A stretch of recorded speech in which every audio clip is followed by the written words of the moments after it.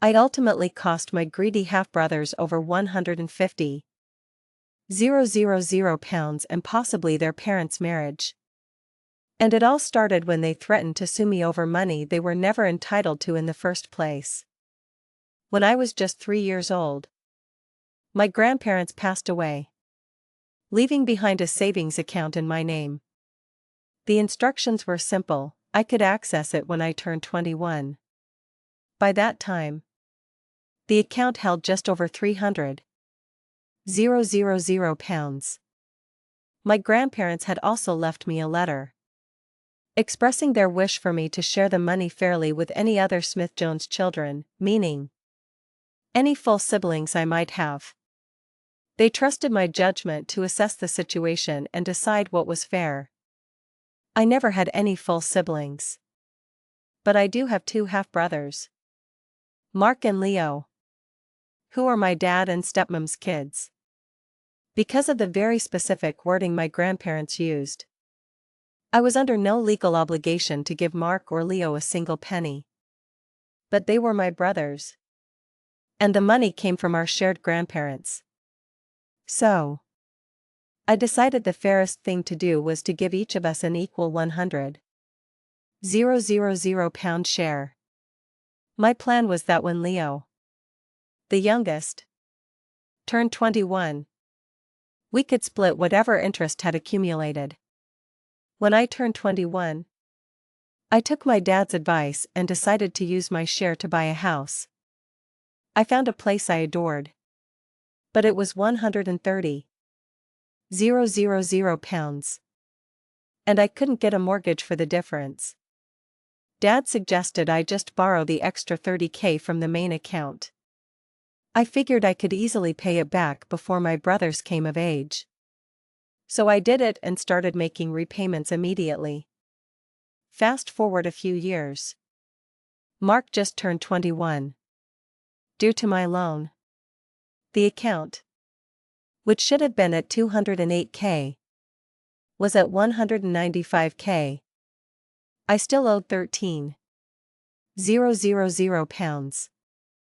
As I started transferring Mark his 100K in installments as he'd requested, he noticed the shortfall.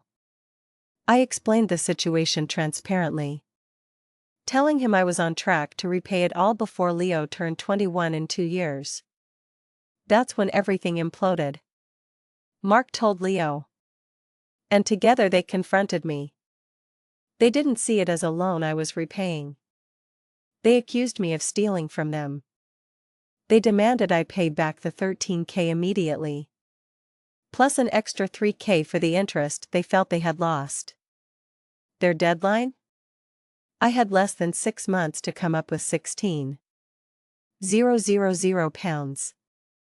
They believed they held all the cards, completely unaware that their aggressive move was about to detonate a family secret that would leave them with nothing but regret. I told them their timeline was impossible, but I would stick to my original plan of repaying it over the next 2 years. They seemed to agree and even wrote up a contract. I was ready to sign it, to put this all to bed, until my eyes landed on a single clause. They had changed the repayment period to 6 months. I put the pen down. I told them I wouldn't sign something we hadn't agreed to. Their response was cold: figure it out. We're entitled to that money, and we'll be seeking legal advice. Later that day, an email landed in my inbox. It was poorly written, clearly by them, and full of empty legal threats. They declared their intent to sue me for the 16K, for the entire remaining contents of the account, and for additional damages and emotional distress. That was the last straw. As one person later commented on my story, I had chosen to give them 100,000 pounds each out of my inheritance. That's not the same as them being entitled to a third of the fund. I had tried to do right by them, and in return, they tried to screw me over for money I had volunteered out of the goodness of my own heart. I replied to their threatening email with a simple Hard truth. Legally. I wrote. You were never entitled to any of this money. Given your attitudes, I've decided that the 50,000 pounds you've already received is the amount I now deem fair. That is all you will be getting. I then blocked their numbers and all their accounts. The fallout was immediate.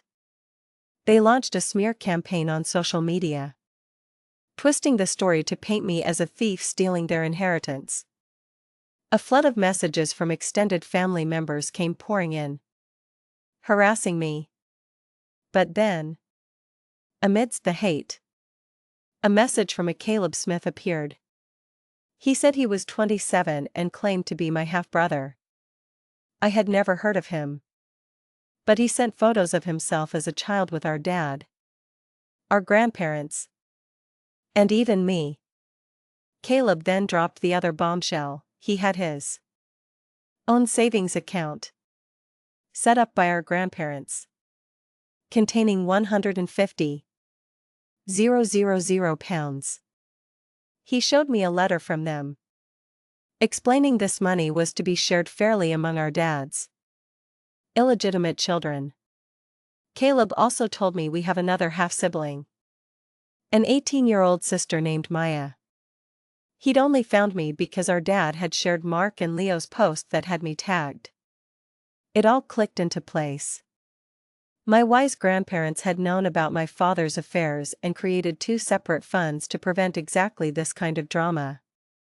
A quick check with a solicitor confirmed it. Mark and Leo, as legitimate children, had no claim to Caleb's fund. And as half-siblings, they had no legal claim to my Smith-Jones fund either. Empowered by this, I sent my brothers a formal letter telling them to back off, stop the online harassment, and enjoy the 50K, because it was the last they'd ever see from me. The day they received it, my father, in a moment of sheer audacity, messaged Caleb asking if Mark and Leo could have some of his money. This single message revealed the father's most profound fatal flaw, a complete inability to take responsibility for his own actions. Always looking for someone else to bail him out of the chaos he created. Caleb, of course, said no and told Dad that we had met. The final act of this drama unfolded in my father's home. The news of 2 other children, and the existence of a second inheritance, created a schism. My stepmother was apparently unaware of these other siblings, and the fact that my new half-sister was born after she and Dad were married was the final betrayal. She made him move into a hotel and it sounds like he's not moving back in. To make matters worse, Mark, having received all the money, has no intention of sharing it with Leo, leaving Leo feeling doubly betrayed. As another commenter rightly pointed out, the thing about inheritances is that no one is entitled to anything not specifically listed in the will. My brothers got greedy. Getting greedy and flying too close to the sun is a tale as old as time. It looks like they melted their wings and are out of the money you were willing to give them that they weren't even entitled to in the first place. My dad is now begging me to reconsider. But I'm done with all of them. I'm focusing on my actual inheritance and getting to know my newfound siblings, Caleb and Maya. Ultimately, my brothers' greed didn't just cost them a fortune. It blew their entire family apart. They chose threats and intimidation over gratitude. And in doing so, they lost everything. So, I have to ask, when family shows their true colors over money, is it better to keep the peace or to stand your ground? What would you have done in my shoes?